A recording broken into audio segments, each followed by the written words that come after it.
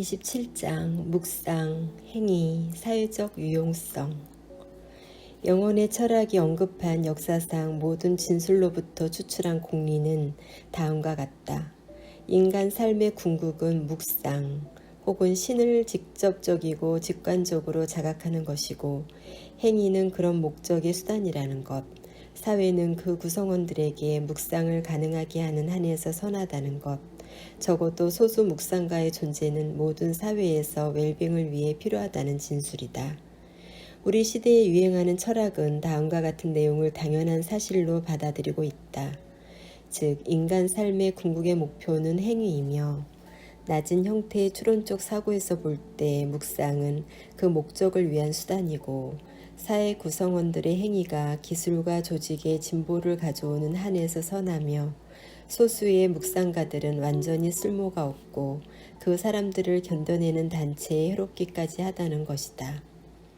현대의 세계관을 더 자세히 설명할 필요는 없을 것이다. 명시적으로 또 암묵적으로 모든 신문이나 잡지 광고란의 모든 페이지에서는 이것을 설명하고 있다. 다음의 인용문은 영혼의 철학에 관한 더 오래되었으며 참되지만 우리에게 덜 친숙한 주제를 보여주기 위해 선택한 것이다. 행위란 실제를 인식하기 위한 것이 아니라 마음을 정화하기 위한 것이다. 진리에 대한 깨달음은 수천만의 행위 속에서가 아니라 미묘한 차이를 분간하는 힘에 의해 얻어진다. 샹카라. 행위란 실제를 인식하기 위한 것이 아니라 마음을 정화하기 위한 것이다. 진리에 대한 깨달음은 수천만의 행위 속에서가 아니라 미묘한 차이를 분간하는 힘에 의해 얻어진다. 각각의 사물의 최종 목적은 사물의 첫 번째 창시자 혹은 원동력이 의도하는 바에 있다. 그리고 우주의 첫 번째 창시자이자 원동력은 지성이다. 그러므로 우주의 최종 목적은 지성의 미덕이 되어야 하며 이것이 진리다. 그러므로 진리는 전 우주의 최종 목적이어야 하며 이것에 관해 생각하는 것이 지혜의 주된 과제가 되어야 한다. 이런 이유로 육신의 옷을 입은 신성한 지혜는 진리를 알리기 위해 이 세상에 왔노라고 선언한다. 더구나 아리스토텔레스는 제1철학을 진리에 대한 알무로 정의하였다. 어떤 특정한 진리가 아니라 모든 진리의 근원인 진리, 즉 모든 사물의 존재의 첫 번째 원리를 지칭하는 진리, 이로 인해 모든 진리의 근원이 되는 진리다. 왜냐하면 사물들의 경향성은 존재에서와 마찬가지로 진리에서도 동일하기 때문이다. 성 토마스 아퀴나스. 하나의 사물은 두 가지 방식으로 묵상적 삶에 속한다고 할 수 있는데 본질적으로 혹은 하나의 경향성으로서 그렇다. 도덕적 미덕은 일종의 경향성으로서 묵상적 삶에 속해 있다. 본질적으로 묵상적 삶을 이루는 묵상 행위는 성급한 격정과 외적인 방해물 모두에 의해 방해받는다. 이제 도덕적 미덕들은 성급한 격정을 억제하고 외적인 업무로 인한 마음의 동요를 진정시킨다. 그러므로 도덕적 미덕들은 하나의 소인으로서 묵상적 삶에 속한다. 성 토마스 아퀴나스. 이러한 자비의 행위는 활동적이지만 많은 도움이 되며 처음에는 그 이후의 묵상에 도달할 수 있게끔 준비시킨다. 월터 힐턴. 베단타와 마찬가지로 불교에서 그리고 가장 최근의 그리스도교 형태를 제외한 그리스도교에서 말하는 올바른 행위란 묵상을 위해 마음을 준비시키는 수단이다. 팔정도의 첫 7개는 진여와 결합하는 알을 위한 적극적이면서도 윤리적인 준비가 된다. 다른 모든 미덕들이 포함되는 4가지 덕행, 미움을 사랑으로 보답함, 포기, 성스러운 무관심 혹은 욕망 없음, 다르마 또는 만물의 본성에 대한 복종, 이런 덕행을 착실히 훈련하는 사람들만이 삼사라와 니르바나가 하나라는, 인간과 그 밖의 존재들 모두가 자신들의 살아있는 원리로서 지성적인 광명 혹은 열애장을 지니고 있다는 해방을 가져오는 깨달음의 성취를 소망할 수 있다. 이제 아주 자연스럽게 하나의 질문이 떠오른다. 묵상이라는 최고 형태의 기도에 부르심을 받는 이는 누구인가? 그 대답은 명백하고 단순하다. 모든 사람이 묵상의 부르심을 받았다. 왜냐하면 모두가 해방을 달성하도록 부르심을 받았기 때문인데, 해방이란 바로 아는 자가 알려진 것, 즉 영원한 근본 바탕 또는 신성과 하나 되는 알미다. 동양의 영혼의 철학 옹호자들은 지금 여기에서 모든 사람이 부르심을 받는다는 사실을 아마도 거부할 것이다. 그들은 이 특정한 삶에서 어떤 특정한 개인이 부분적인 해방, 예를 들어 어떤 종류의 천국에서 개인적으로 생존하는 것 이상을 성취하는 것이 사실상 불가능하다고 말할 것이다.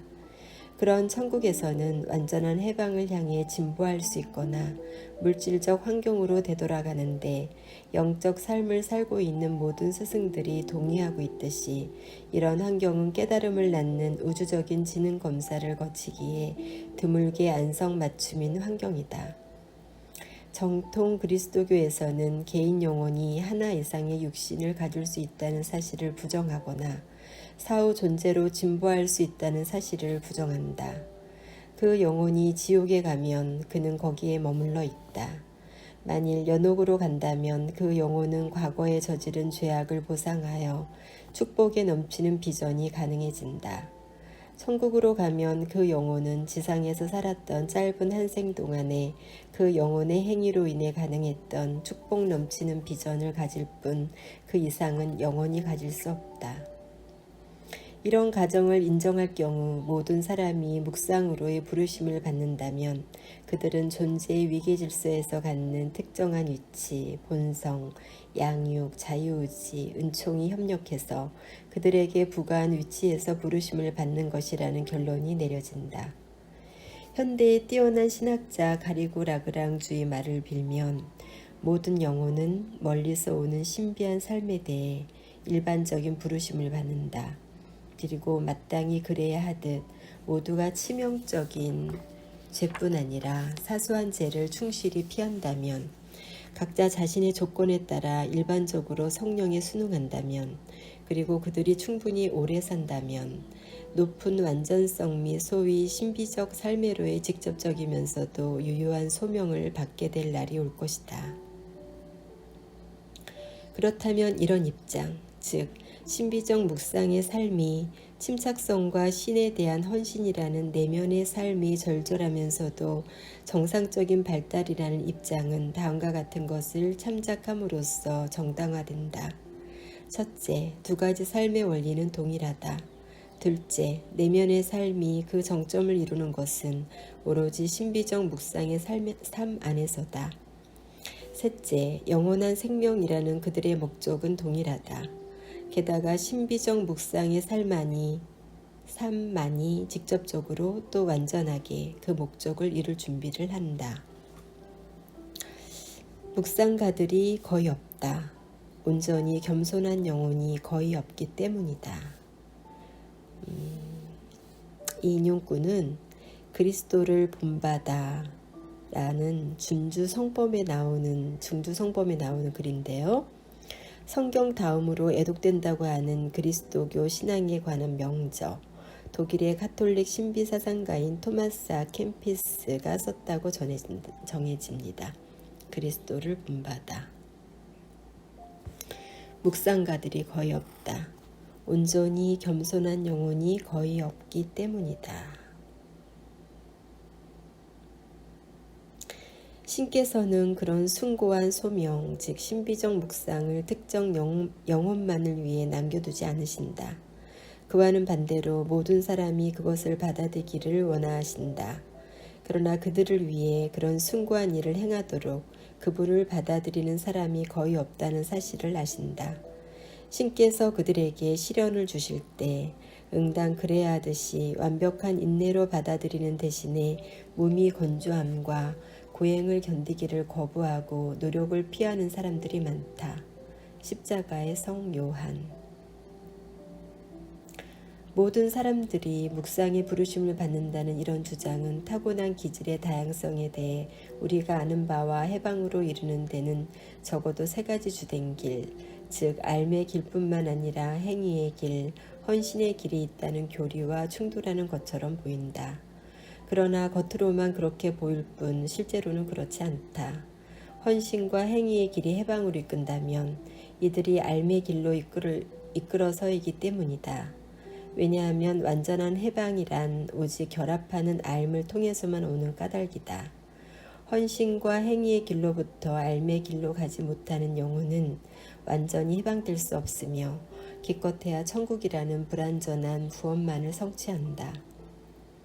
이제 기질의 문제로 돌아오면 실제로 어떤 사람들은 주된 교리적, 실질적 강조를 어느 한 곳에 두도록 어떤 사람들은 다른 곳에 두도록 자연스럽게 이끌린다는 사실을 알게 된다. 타고난 헌신자, 타고난 행동가, 타고난 묵상가가 있지만 그럼에도 불구하고 기질적 기이함의 극단에 있는 사람조차도 자신들이 자연스럽게 끌리는 것과는 다른 길들을 이용할 수 있다.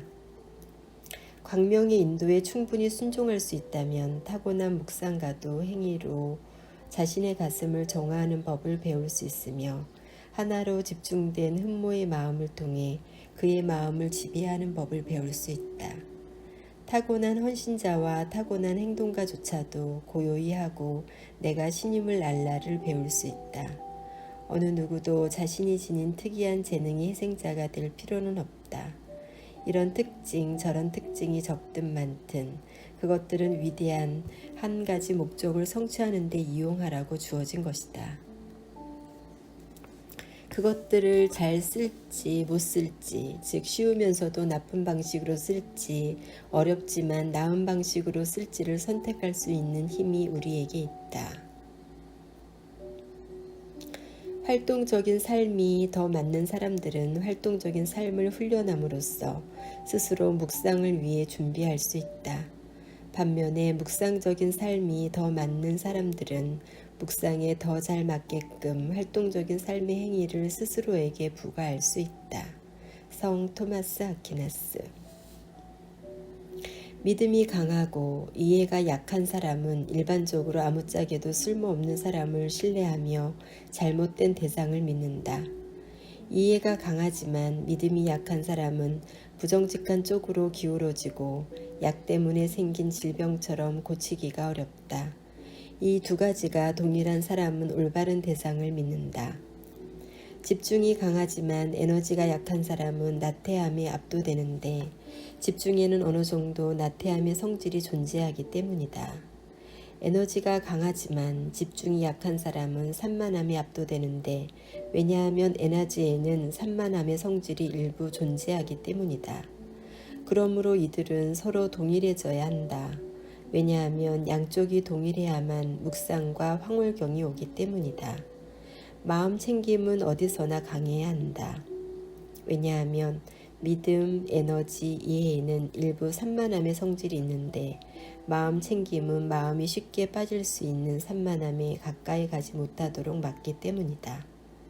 그리고 집중에는 일부 게으른 성질이 있는데 마음 챙김은 마음이 빠질 수 있는 게으름에 가까이 가지 못하도록 막기 때문이다. 붓다 고사.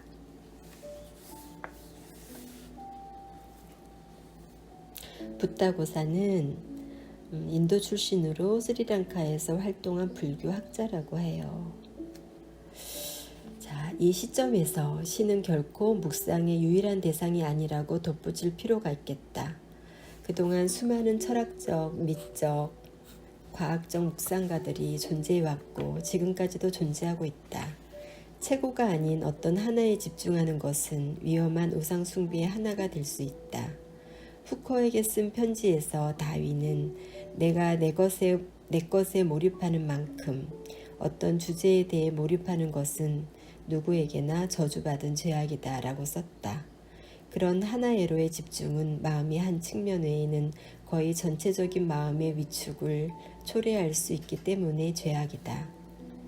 다윈 정신은 인생의 후반에 시, 예술 혹은 종교에 조금도 관심을 기울일 수 없었노라고 기록하였다.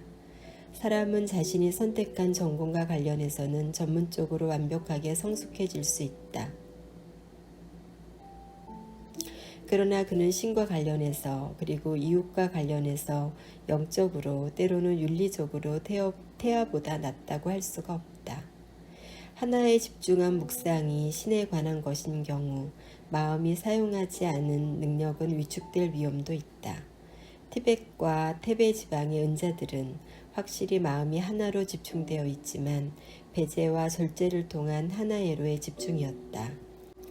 그러나 만일 그들이 진정으로 성령의 순응이 왔다면 배제를 통한 하나의로의 집중은 기껏해야 준비 과정에 불과하며 포함을 통한 하나의로의 집중, 즉 개별 영혼의 내적 정점뿐 아니라 우주적 존재의 충만함으로 존재하는 신을 깨닫기 위한 준비 과정에 불과하다는 점을 이해하였을 것이다. 도교 현자들과 마찬가지로 그들은 자신들의 온순하면서도 정신적으로 새로 태어난 개체성에 올라타서 마침내 세상으로 돌아올 것이다.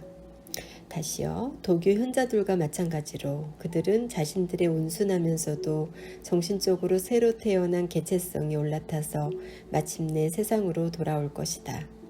그들은 먹고 마시며 세금 징수원과 죄인들 혹은 불교적인 표현으로는 술고래와 푸주함과 사귈 것이다.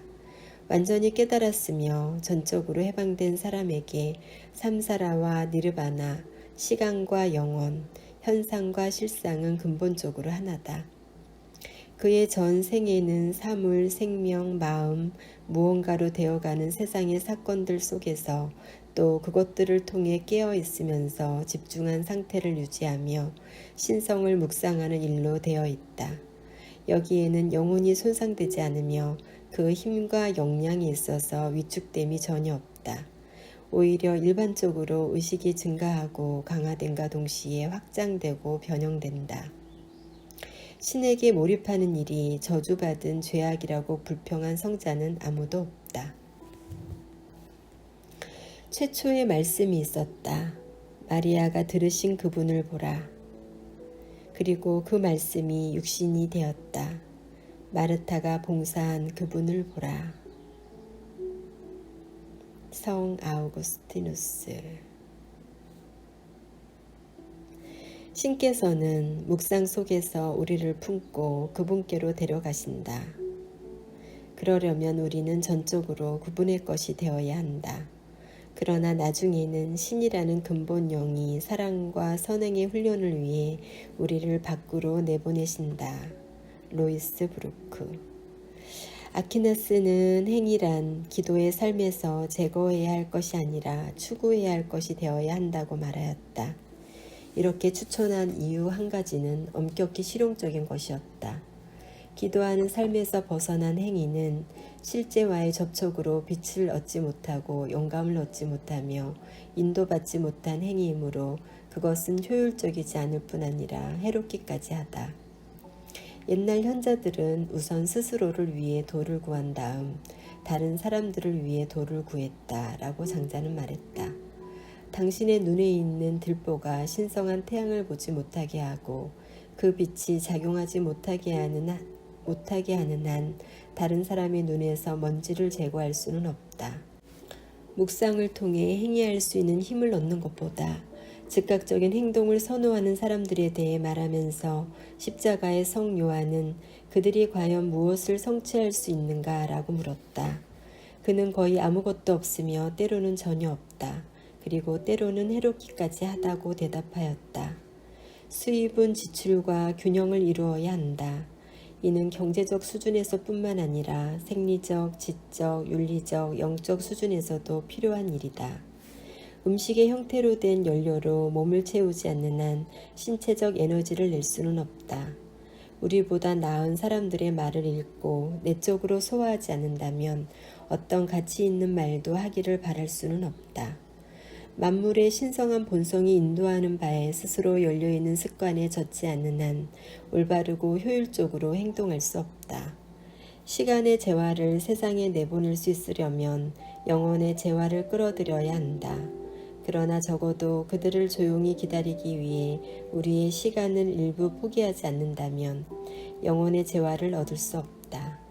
이는 윤리적 소비가 영적 수익과 균형을 이루는 삶이란 행위와 휴식이 번갈아 일어나고 기민한 말이 수동적인 침묵과 번갈아 일어나는 삶이 되어야 한다는 뜻이다.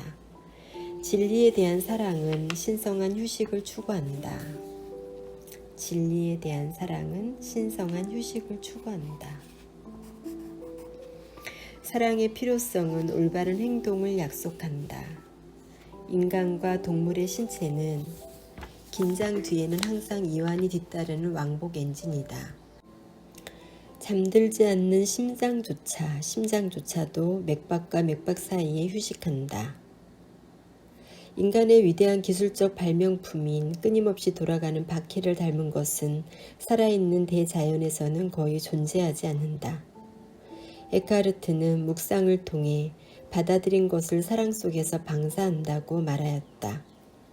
선의를 가진 인본주의자와 자신의 가슴, 영혼, 마음을 다해 신을 어떻게 최선으로 사랑할 수 있을지 생각할 시간을 갖지 않고 위대한 십계명의 두 번째 계율에 복종할 수 있다고 생각하는 근육적 그리스도교인은 결코 다시 채워지지 않는 그릇으로부터 끊임없이 쏟아낸다는 불가능한 과업에 종사하는 사람들이다.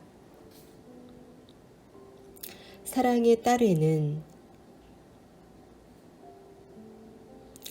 영혼을 사랑하듯이 기도를 사랑해야 한다. 몸이 영혼 없이 살 수 없듯이 영혼은 기도 없이 살 수 없다. 마땅히 해야 할 기도를 하는 한 딸들은 잘할 것이다. 마땅히 해야 할 기도를 하는 한 딸들은 잘할 것이다. 그녀는 주님의 길에서 걷지 않고 뛸 것이며 엄청난 신의 사랑으로 고양될 것이다. 한 사람이 성과 미를 마음에 새길 때 가족, 도시, 시골, 국가들이 엄청난 행복을 누릴 것이다. 그런 사람은 스스로를 자유롭게 할 뿐 아니라 그들이 만나는 사람들을 자유로운 마음으로 채운다. 필로. 신비주의자들을 영혼과 그 영혼의 역량 및 결점들에 대해 우리가 지니는 삶의 궁극적 원천으로 보았을 뿐 아니라 인간 사회를 부패하지 않도록 하는 소금으로 보았던 알-가잘리가 유사한 견해를 피력하였다. 철학자들의 시대에도 모든 다른 시대에서와 마찬가지로 이렇게 열렬한 신비가들이 일부 존재했다. 신은 그들을 이 세상에서 빼앗아 가시지 않는데 그들이 세상을 지탱하기 때문이다. 스스로에 대해 죽음으로써 영원한 영감이 가능했던 사람들은 회개하지 않아 근본 영의 섬세한 접촉에 무감각한 사람들에게 신성한 은총을 전달하는 도구가 되었다.